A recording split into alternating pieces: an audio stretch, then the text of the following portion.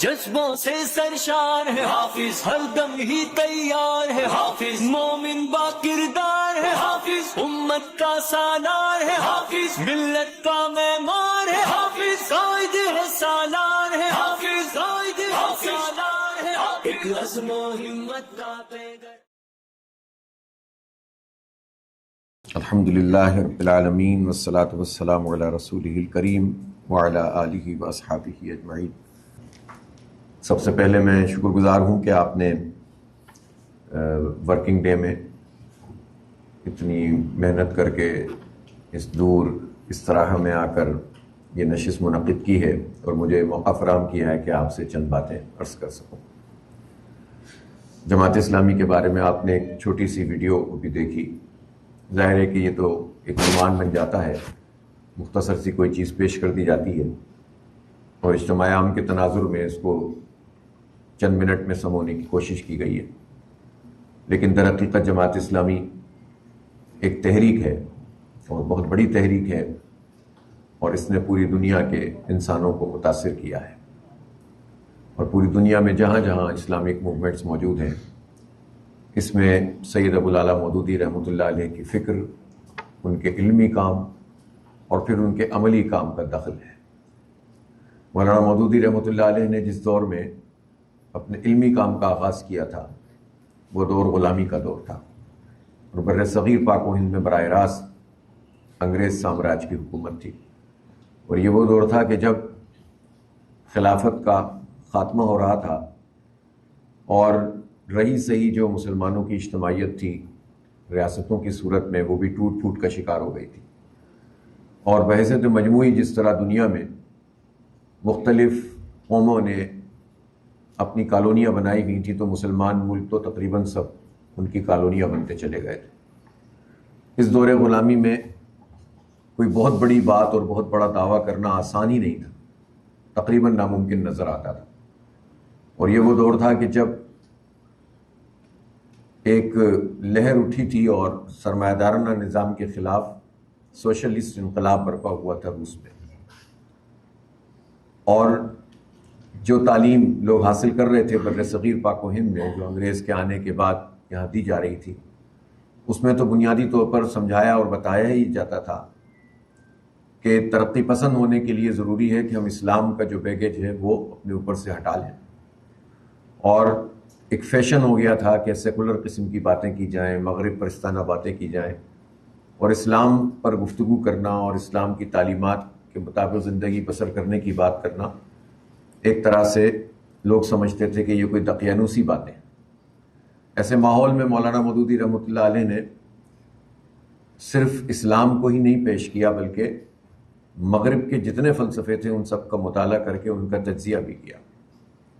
انہوں نے صرف اسلام کو ہی نہیں پیش کیا بلکہ یہ بتایا کہ اسلام ایک نظام کا نام ہے، حالانکہ اس زمانے میں یہ بات کہنا بہت مشکل تھا، اس لیے کہ لوگ سمجھتے تھے نظام یا تو سرمایہ دارانہ ہوتا ہے یا نیشن اسٹیٹس ہوتی ہیں، ڈیموکریسی کا کوئی سسٹم موجود ہوتا ہے، یا نظام جو ہے وہ کمیونزم یا سوشلزم ہوتا ہے۔ اسلام اور نظام یہ تو دو علیحدہ علیحدہ باتیں ہیں، یعنی آج یہ بات میں آپ سے کر رہا ہوں تو شاید آپ کو عجیب سا محسوس ہو رہا ہوگا، لیکن آج سے 100 سال پہلے یہی بات رائج تھی، بالکل ذہنوں میں راسخ ہو چکی تھی۔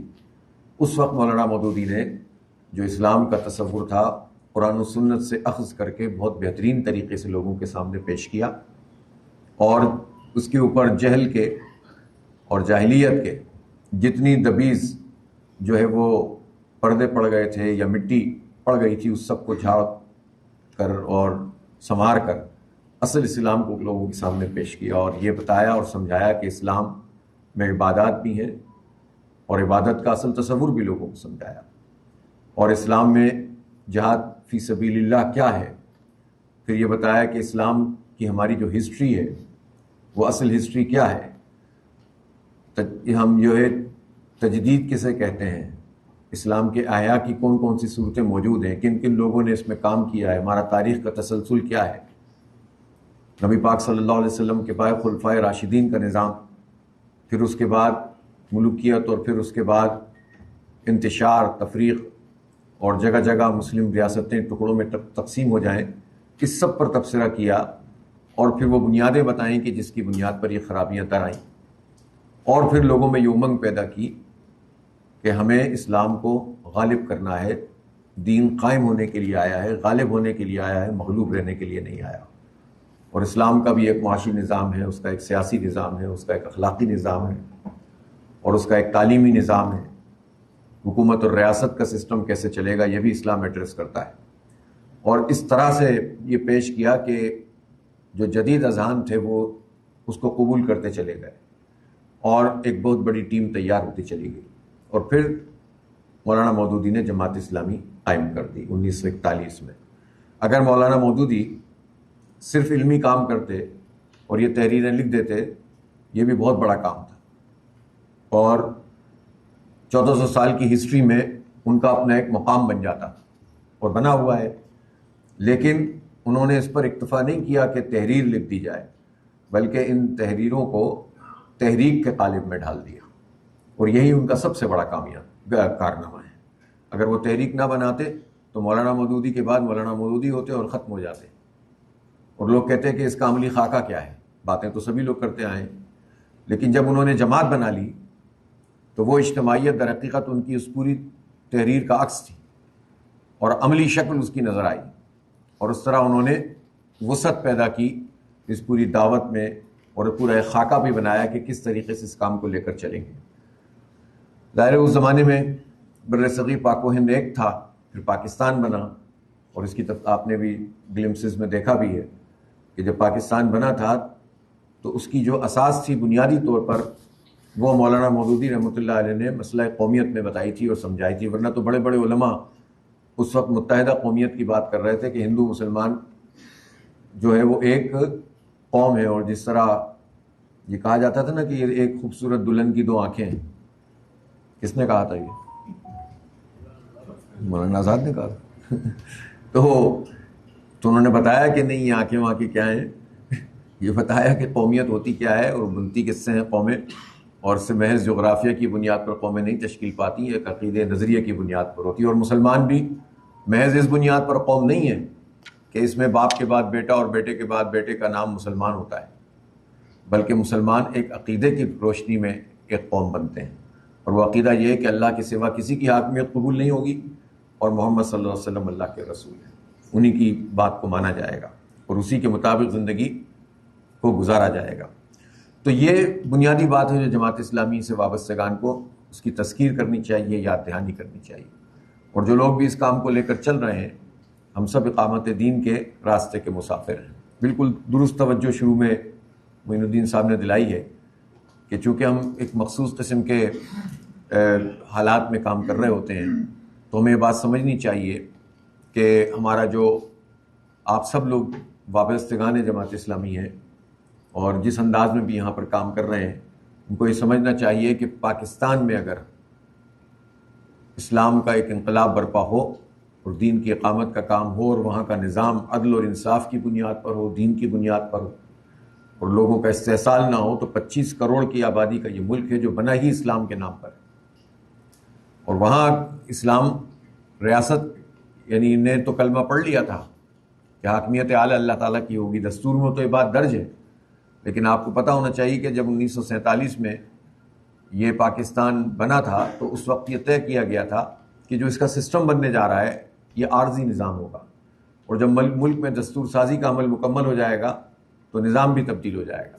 اسی لیے شروع میں تو آپ نے دیکھا تھا کہ ہمارے جو فوجی افسران تھے وہ بھی انگریز تھے نا پہلے، اور اسی طرح سے بیوروکریسی کا نظام بھی وہی چلنے دیا گیا جو انگریز چھوڑ کر گئے تھے، اور یہی ہمارا المیہ بن گیا کہ انگریز جو نظام چھوڑ کر گیا تھا وہ آج 78 سال بھی بعد بھی موجود ہے۔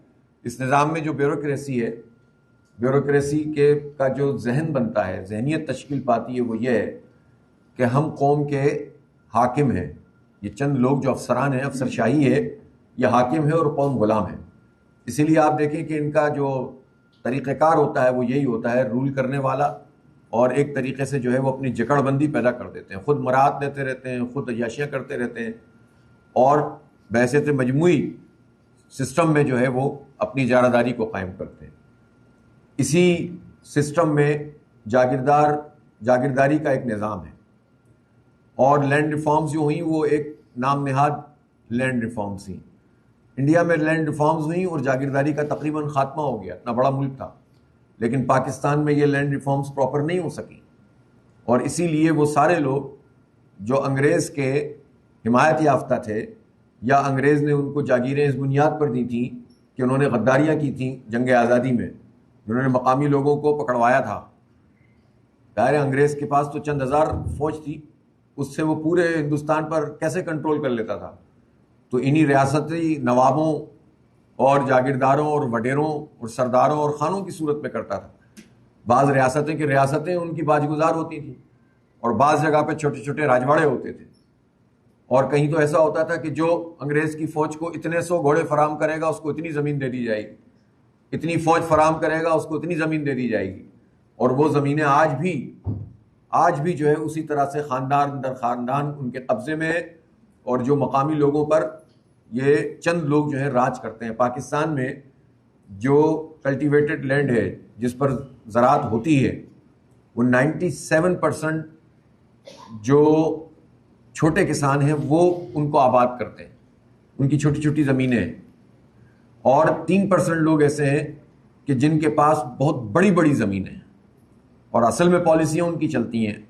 اور جب زراعت کی پالیسیاں ایسی ہوتی ہیں جس سے عام کسان کو نقصان ہو رہا ہوتا ہے تو یہ بڑے جاگیردار اس وقت بھی فائدہ اٹھا رہے ہوتے ہیں.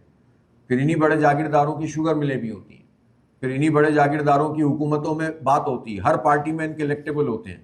یہ سب ایک فراڈ ہے, ایک دھوکہ ہے کہ ہم کہتے ہیں کہ ایک پارٹی کی حکومت اور دوسری پارٹی کی حکومت, اور اب تو یہ بدل جائے گا, یہ چینج آ جائے گی, یہ تبدیلی آ جائے گی. جزوی طور پر تو کوئی بھی پارٹی اور کوئی بھی لیڈر کچھ اچھے کام بھی کرتا ہے اور کر سکتا ہے, لیکن نظام نہیں بدلتا. اس کی وجہ یہ ہے کہ وہی بیوروکریسی, وہی جاگیرداری, وہی اسٹیبلشمنٹ کا پورا تسلط, اور اسی طرح سے ایک مراد یافتہ طبقہ ہے کہ جو بڑھتا چلا جا رہا ہے اور وہ کنٹرول کرتے ہیں تمام کے تمام لوگوں کو. اس لیے چہروں کی تبدیلی, پارٹیوں کی تبدیلی, افراد کی تبدیلی کا مسئلہ نہیں ہے. مسئلہ یہ ہے کہ نظام بدلنا چاہیے, اور نظام کا مطلب یہ ہے کہ یہ سسٹم اب ڈیلیور نہیں کر رہا. یہ جتنی بھی دعوے کریں, یعنی پاکستان میں 33 سال براہ راست فوج کی حکمرانی رہی ہے, اور ماشاءاللہ جو بقیہ سال رہ گئے ہیں تو اس میں کس کی حکمرانی ہوتی ہے؟ بالواسطہ ہوتی ہے, یعنی انڈائریکٹ ہوتی ہے, اور انہی کی کیاری میں سب پھلتے پھولتے ہیں. آج جن کو اینٹی اسٹیبلشمنٹ کہا جاتا ہے وہ اسٹیبلشمنٹ کے سہارے ان کو مضبوط کیا گیا. RTS سسٹم تو ان کا بھی بیٹھا تھا, سیٹیں تو ان کو بھی اضافی دی گئی تھیں, الیکٹیبل تو ان کے پاس بھی لائے گئے تھے, گلے میں دوپٹے پہنا کے جہاز میں بٹھا کر ان کی پارٹی کو بھی بڑھایا گیا تھا. لیکن جب اسٹیبلشمنٹ نے ان کو روکا اور دوسروں کو پروموٹ کیا تو اسٹیبلشمنٹ بری ہو گئی. اور جو اس وقت نوازے گئے لوگ ہیں ان کا حال یہ تھا کہ یہ ووٹ کو عزت دو کا نعرہ لگا رہے تھے. یہ کہہ رہے تھے کہ جناب ہمارے ساتھ بڑی زیادتی ہو گئی, ہمیں نااہل قرار دے دیا, ہمیں یہ کر دیا, وہ کر دیا. حالانکہ تاریخ میں جائیں گے پیچھے تو خود ان کی پرورش بھی انہی جگہوں سے ہوئی ہے. تو لڑائی کیا ہے؟ لڑائی یہ تو نہیں ہے کہ کوئی اسٹیبلشمنٹ کا پرو ہے یا اس کا اینٹی ہے. لڑائی یہ ہے کہ اسٹیبلشمنٹ مجھ پر ہاتھ کیوں نہیں رکھتی, میرا ساتھ کیوں نہیں دیتی, میرے ساتھ ڈیل کیوں نہیں کرتی. تو یہ جو ناراضی ہوتی ہے وہ قوم کو بیوقوف بنانے کے لیے لوگ پرو اسٹیبلشمنٹ اور اینٹی اسٹیبلشمنٹ ہو جاتے ہیں. اصل میں ان کا مسئلہ یہ ہے ہی نہیں. ان کا مسئلہ یہ ہے کہ ہمیں اگر سپورٹ کریں تو اسٹیبلشمنٹ میں باجوہ جو ہے جمہوریت کے چیمپئن ہو جاتے ہیں, اور ان کو کہا جاتا ہے کہ وہ تو زبردست ہیں. اور ان کی ایکسٹینشن میں ماشاءاللہ سب مل کر ان کو ایکسٹینشن بھی دیتے ہیں, سب مل کر آپس میں جو ہے وہ طے کر کے سیٹنگیں بنا کر بڑے بڑے کام بھی کر رہے ہوتے ہیں, اور اپیرنٹلی ایک ویو بنا کر یہ بتانے کی کوشش کرتے ہیں کہ ہم جو ہے وہ اس طرح سے اسٹیبلشمنٹ کے خلاف ہیں. لہٰذا ان باتوں کو ایک پولیٹیکل ورکر کو اور ایک ایسا کارکن کہ جو حالات کا ادراک رکھتا ہے اس کو سمجھنا چاہیے.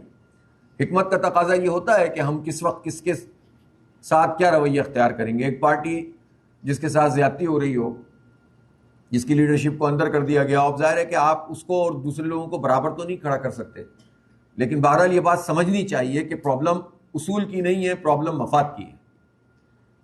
اور اگر سیٹنگ بن جائے تو یہ یاسین منیر اچھے ہو جائیں گے. تو اس لیے یہ مسئلہ افراد کا ہو جاتا ہے کبھی کبھی یا مفاد کا ہو جاتا ہے, یہ اصول کا مسئلہ نہیں ہے. اس نظام کو سب نے قبول کیا ہے, جتنے بھی بڑے دعوے کیے ہوں اس پورے عرصے میں 78 سال میں اسی نظام کو سب لے کر چلتے ہیں, انہی الیکٹیبلز کے ذریعے سے آتے ہیں. یہی اے ٹی ایم ہوتے ہیں جو چاروں طرف موجود ہوتے ہیں, یہی سپورٹ کرتے ہیں. اور بھائی سپورٹ تو کوئی بھی مالدار آدمی کسی کو کر سکتا ہے, لیکن اس کے بدلے میں کچھ حاصل بھی تو کرتے ہیں نا وہ, اور ملک کا بیڑا غرق کرتے ہیں. اس لیے ہمارے ملک میں جس بات کی ضرورت ہے, کل بھی تھی, پرسوں بھی تھی, اور آج بھی ہے, اور آئندہ آنے والے کل میں بھی رہے گی, وہ یہ ہے کہ چہرے تبدیل نہ ہوں, پارٹیاں تبدیل نہ ہوں, جھنڈے نہ تبدیل ہوں, نظام تبدیل. اس بات کو اچھی طرح سمجھ لیں اور اس کا مطالعہ بھی کریں, اس کو پڑھیں, اس کو سمجھیں اور لوگوں کو سمجھائیں, اور پھر بتائیں کہ یہ کام ہم سب کو مل کر کرنا ہے. صرف اپنے آپ کو کلیم کرنا کہ جماعت اسلامی ایماندار ہے, دیانتدار ہے, باکردار ہے, آپ الخدمت میں اس کو پیسے دیتے ہیں, آپ یہ کرتے ہیں, یہ باتیں آپ کے کلیم سے نہیں ہوں گی, بلکہ آپ لوگوں سے جتنی کمیونیکیشن کو بڑھائیں گے, جتنا اپنی پرفارمنس لوگوں تک پہنچائیں گے, اور جتنا آپ درست دلیل سے لوگوں سے بات کریں گے, تو بالآخر وہ وقت آئے گا کہ لوگ قائل ہونا شروع ہو جائیں گے. اس میں وقت لگتا ہے, لیکن کرنے کا کام یہی ہوتا ہے. اور پھر صرف یہ نہیں ہوتا کہ علمی بنیاد پر, آپ فکری بنیاد پر یہ کام کریں گے, بلکہ عملاً جو پاکستان میں جس طرح کی چیزیں, زیادتیاں, پریشانیاں لوگوں کو لاحق ہیں, ان کے حوالے سے پرو ایکٹیو رول ادا کرنا اور اس کو سپورٹ کرنا, یہ ہماری ذمہ داری ہے. یہی وجہ ہے کہ جماعت اسلامی نے 2-3 طرح سے چیزوں کو اپنے لیے طے کیا ہے. ایک تو یہ ہے کہ ہم چونکہ ایک امت کا حصہ ہیں اور اپنے آپ کو اس سے توڑ نہیں سکتے, تو اس لیے اگر امت مسلمہ کے اوپر کوئی پریشانی ہوگی, مشکلات ہوں گی, تو جماعت اسلامی اس کے لیے ایک مؤثر آواز بنے گی. اور آپ نے دیکھا جب غزہ میں بہت بڑے پیمانے پر جینوسائیڈ ہوا ہے, تو جماعت اسلامی نے بھرپور طریقے سے ان کی آواز اٹھائی ہے.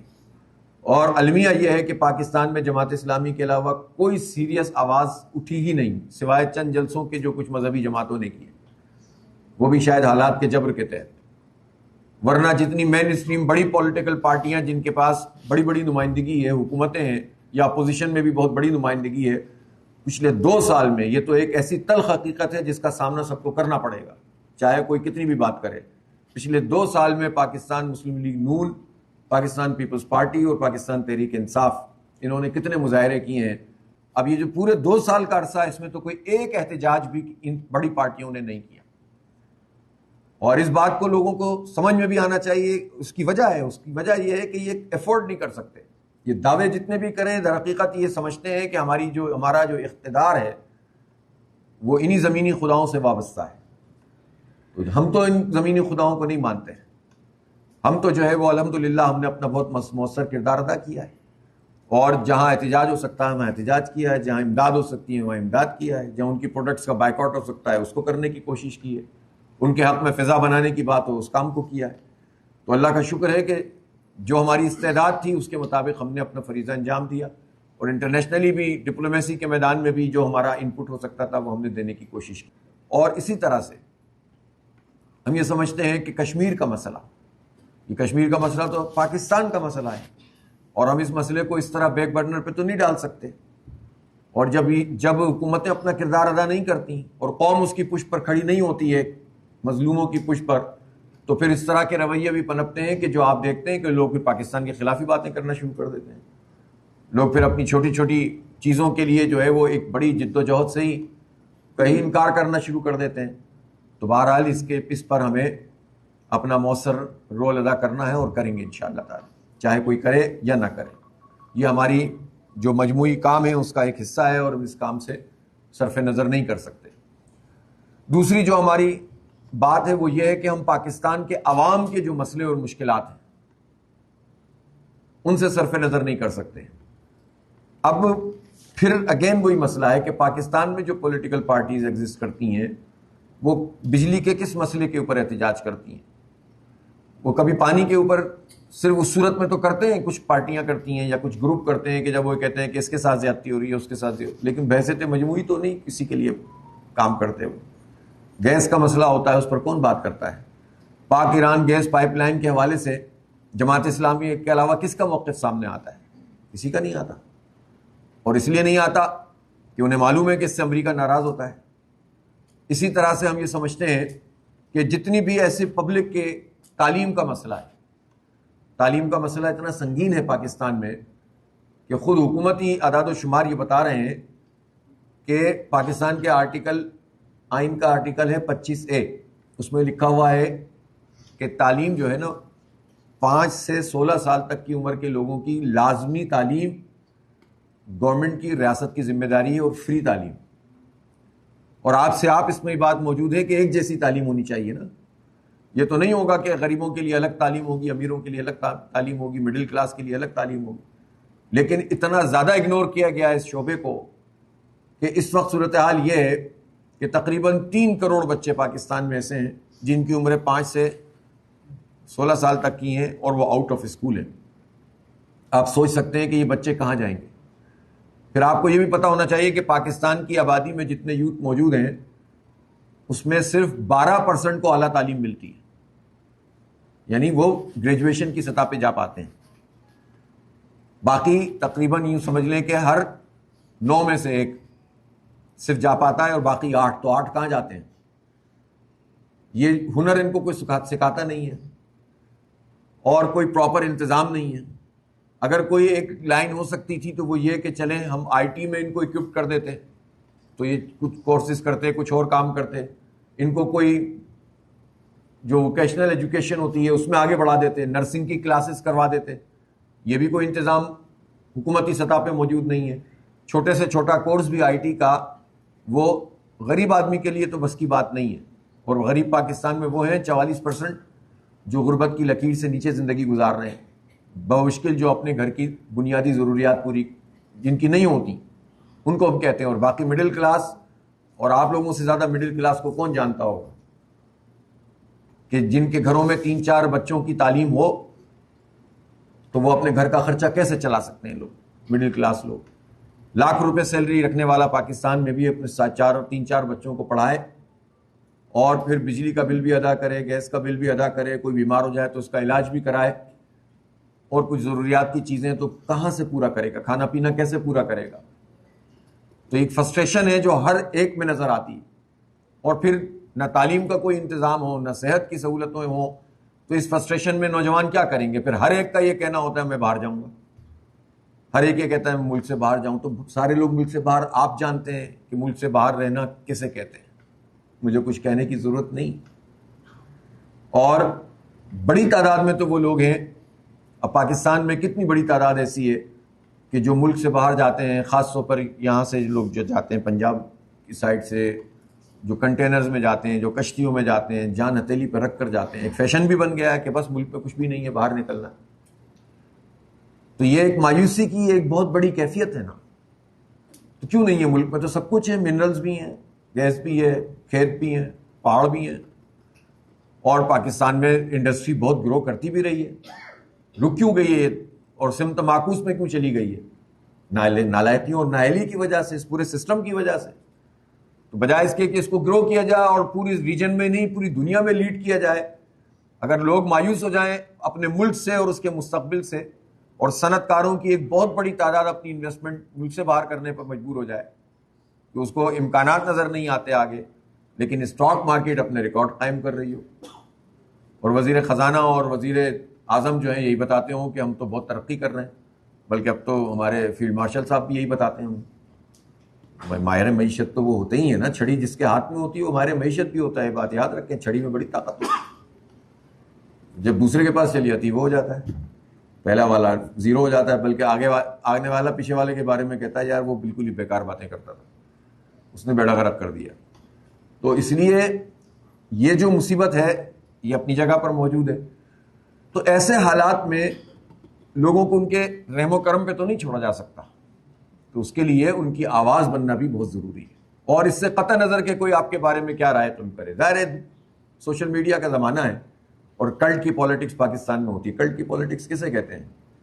میرا لیڈر ہے وہ چور ہو، ڈاکو ہو، اچھا ہو، برا ہو، جو وہ ہے بس وہی ہے، اور ہم نہیں مانتے کسی اور کی بات. اور یہ ہوتا ہے، ایک مسمرائزیشن ہوتی ہے جو ہو جاتی ہے.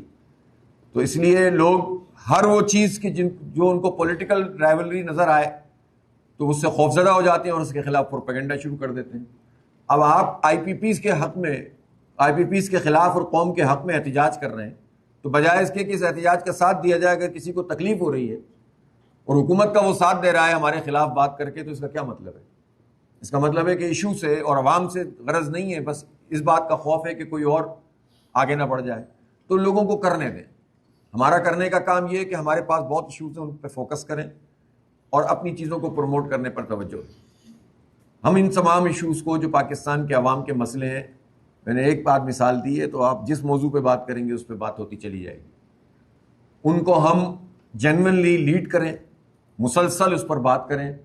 ظاہر ہے بیک وقت سارے کام نہیں ہو سکتے، کبھی کوئی ایک چیز کو ہم زیادہ کنسنٹریٹ کریں گے، کبھی دوسری چیز کو کریں گے، لیکن آہستہ آہستہ ہم یہ یقین دلانا چاہتے ہیں پاکستان کے عوام کو کہ جماعت اسلامی ہی ان کے لیے چیزوں کو لے کر چلتی ہے، اور یہ جب اعتبار اور اعتماد قائم ہوتا ہے تو پھر سیاسی رائے بھی بدل جاتی ہے۔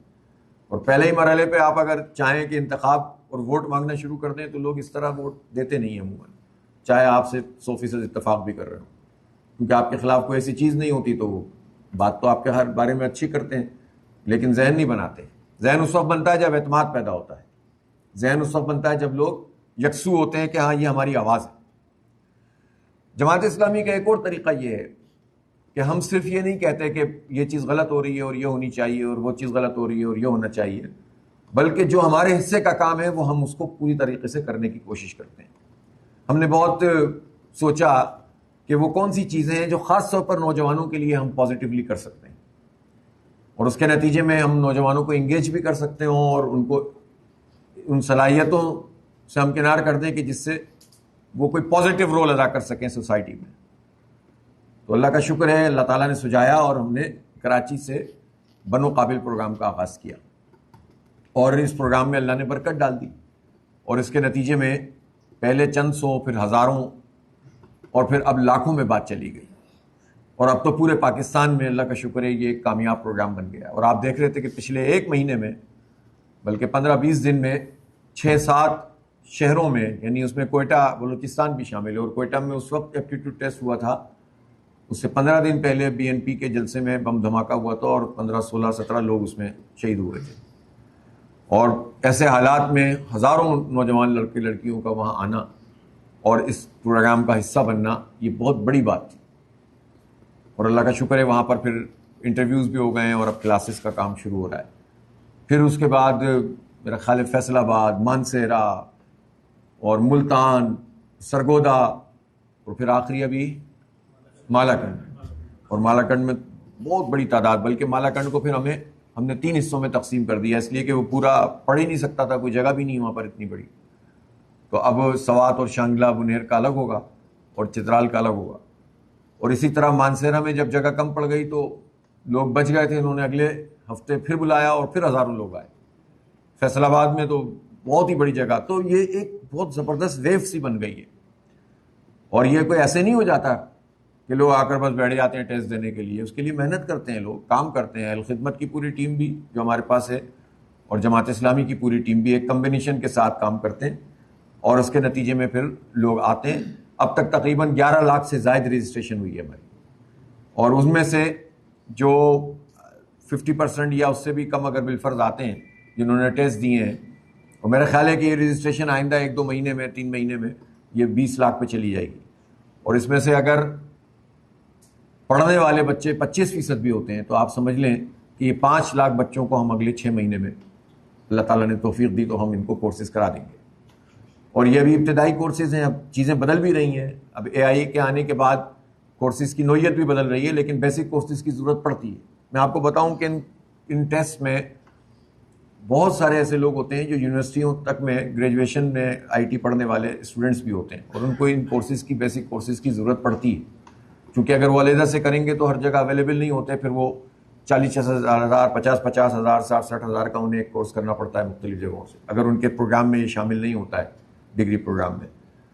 تو یہ سب کے لیے مفید ہے، صرف ان کے لیے نہیں ہے کہ جو بالکل کچھ نہیں کر سکتے، بلکہ جو پڑھ رہے ہیں آلریڈی ان کے لیے بھی مفید ہے۔ پھر ہاؤس وائفز آتی ہیں، بچوں کے ساتھ آتے ہیں، بعض بڑی عمر کے لوگ بھی آتے ہیں۔ تو یہ ایک اللہ کا شکر ہے کہ ہمارا بڑا کامیاب پروگرام ہے، اور پہلے تو ہم اس کو ایک سمبولک پروگرام سمجھتے تھے۔ صحیح بات یہ ہے کہ مطلب اس میں مجھے کہنے میں کوئی بات نہیں ہے کہ یہ ہم سمجھتے تھے کہ ہم سمبولک کام کریں گے اور اصل تو گورنمنٹ کو ہی کرنا چاہیے، اور ابھی بھی یہی بات ہے، لیکن مجھے ایسا لگتا ہے کہ ہر گزرتے دن کے ساتھ یہ تو خود ایک بہت بڑا پروگرام بنتا چلا جا رہا ہے، اور یہ جسے آپ گیم چینجر کہتے ہیں، خاص طور پر جنریشن زی جس کی بڑی بات کی جاتی ہے، 1997 کے بعد پیدا ہونے والے کتنے لوگ موجود ہیں یہاں پر؟ ہاتھ کھڑا کریں.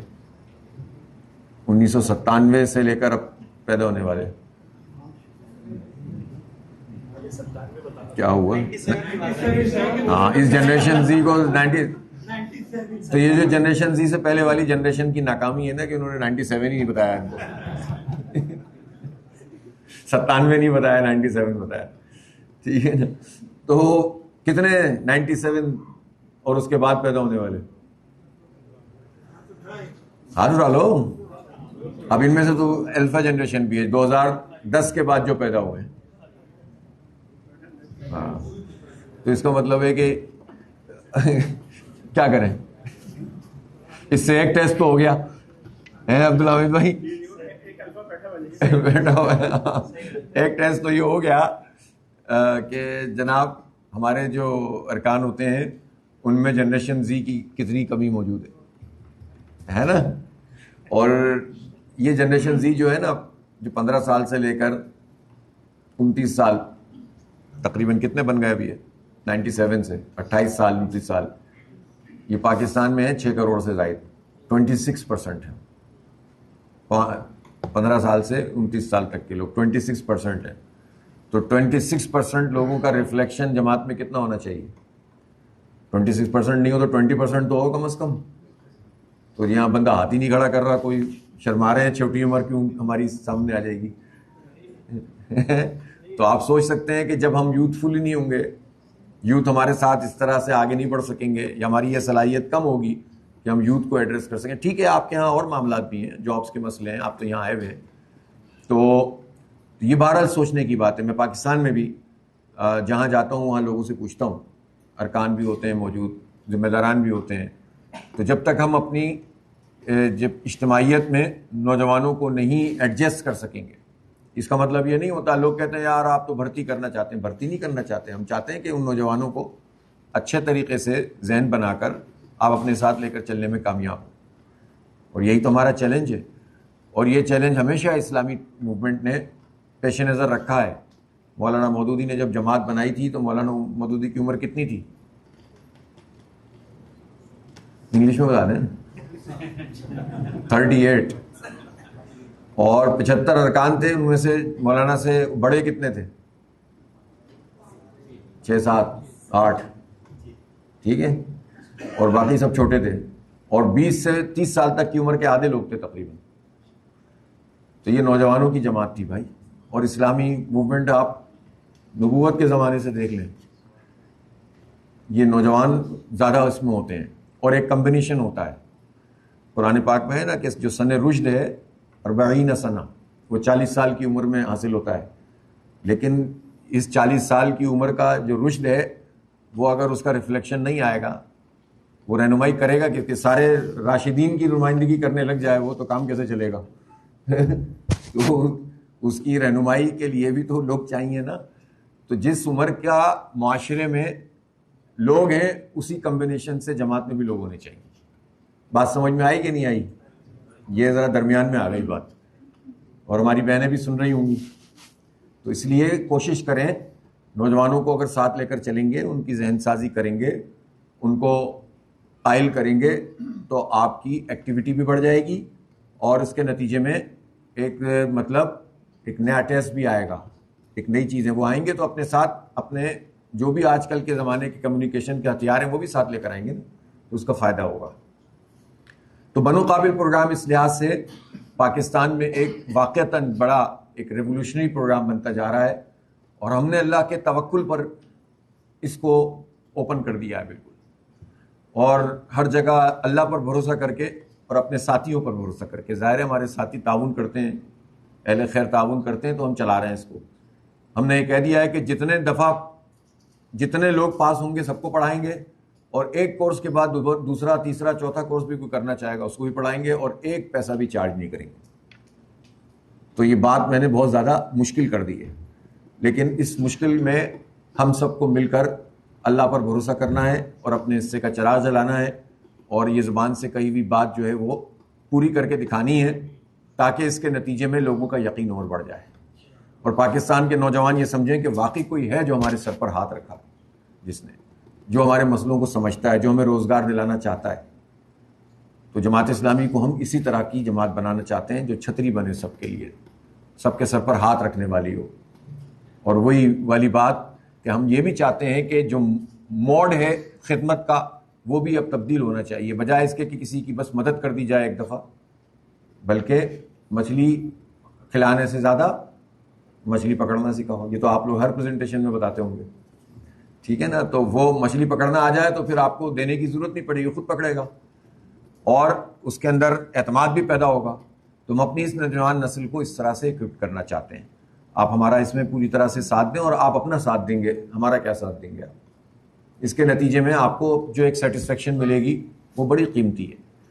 تو یہ بنو قابل کا پروگرام تو ایک پروگرام ہے, باقی اور بھی بہت ساری چیزیں ہیں. اور ساتھ میں جو ہمارا ایک کمبینیشن ہوتا ہے, دیکھیں کام کا, کوئی ایک کام آپ نہیں کہہ سکتے کہ اس کے ذریعے سے کچھ ہو جائے گا.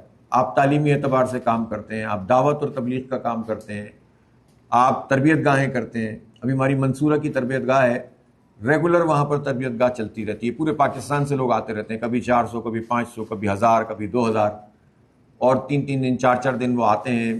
ان کا صرف آنا جانا ہی دیکھ لیں تو اس میں تربیت کا ایک پروسیس ہوتا ہے. تقریریں تو چھوڑیں آپ, بات کی بات ہے, یا اس کا جو ایجنڈا ہوتا ہے وہ تو بات کی بات ہے.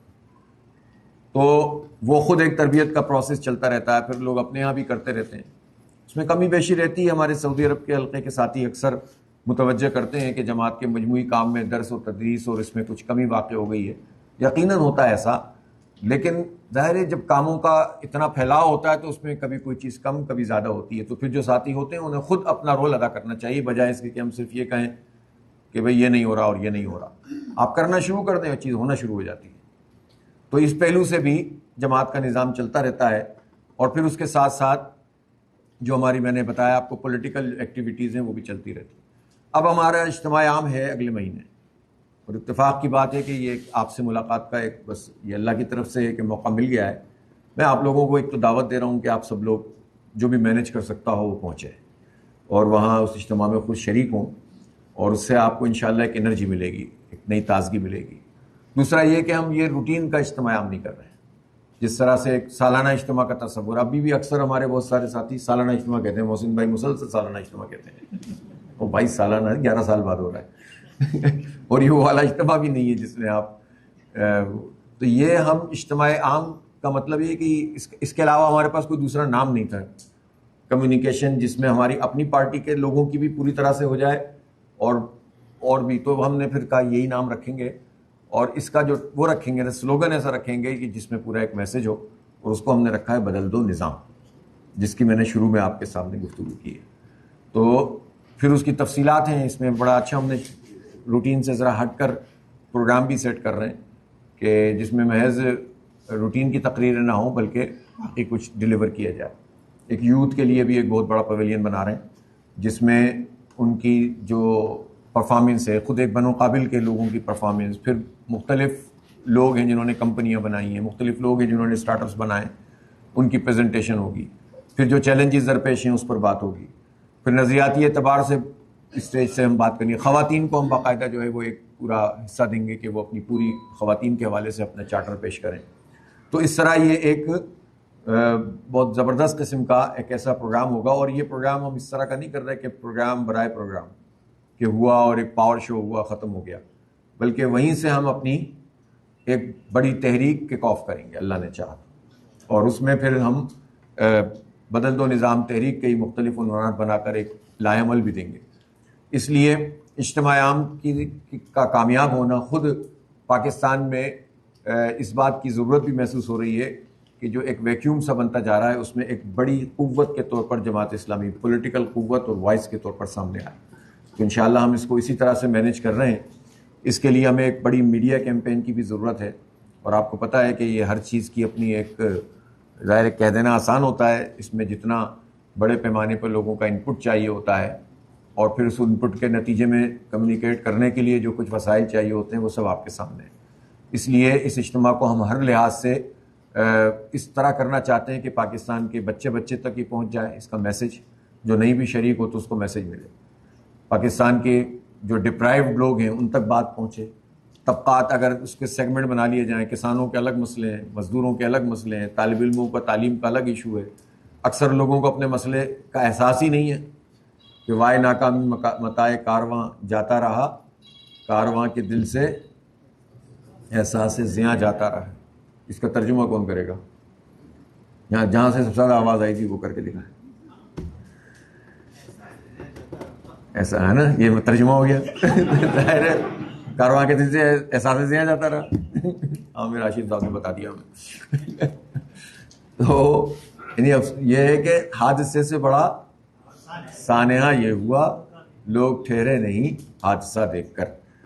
یہی ہوتا ہے نا کہ ایک تو حادثہ ہو گیا، اس سے بڑا سانحہ یہ ہوا کہ حادثہ ہوا تھا اور کوئی لوگ ٹھہر ہی نہیں رہے تھے کہ دیکھتے تو صحیح کہ کون ہے، کیا ہے، ہوا کیا ہے، اس کے ساتھ اس کو اٹھا کے لے کے جائیں، ویڈیو بنا لیتے ہیں. یہ اس سے بھی بڑا سانحہ ہے. تو اس لیے لوگوں کو نہیں پتا کہ ان کے ساتھ کیا زیادتی ہو رہی ہے.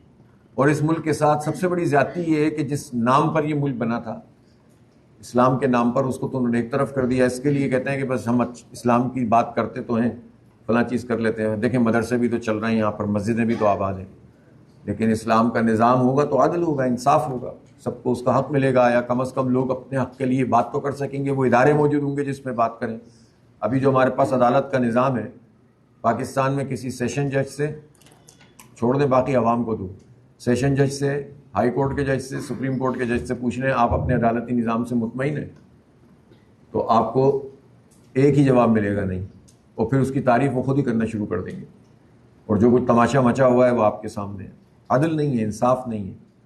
ہمارے پاس ایک پورا نقشہ ہے کہ ایک ایسی پارٹی جو ڈیپ روٹڈ ہو اور جو لوگوں کے تعاون سے آئے اور ہم لوگوں کا تعاون حاصل کرنے میں کامیاب ہوں، ان کی رائے سے آئے، تو ہماری جیسی پارٹی ہی یہ کام کر سکتی ہے. اس لیے کہ آرگنائز پارٹی ہے کہ ہم عدالتوں کا نظام ہی اگر آپ بات کریں تو 70% لوڈ ہم کمیونٹی بیس پر کر دیں گے.